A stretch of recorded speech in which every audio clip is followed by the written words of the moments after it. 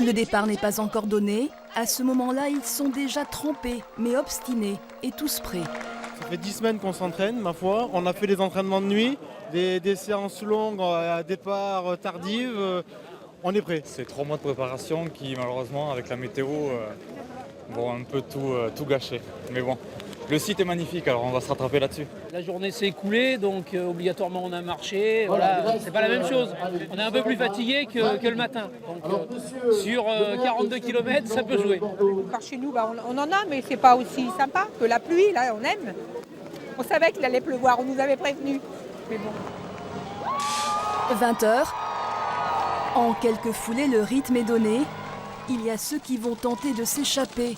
Les quais, les pavés, les ponts et un peloton qui veut tenir bon mais en vain. Les kilomètres défilent.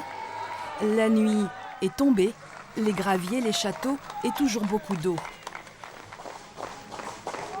C'est très très beau, mais on n'a pas vraiment le temps d'en profiter. Des milliers de coureurs qui traversent des rangs de vignes, plus loin de la musique pour redonner du souffle. Et à des dizaines de kilomètres, des milliers de supporters qui piétinent sur les trottoirs de la ville.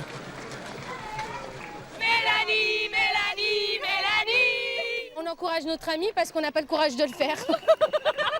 Je cherche Thomas qui court. Voilà. Si vous le voyez, c'est mon copain.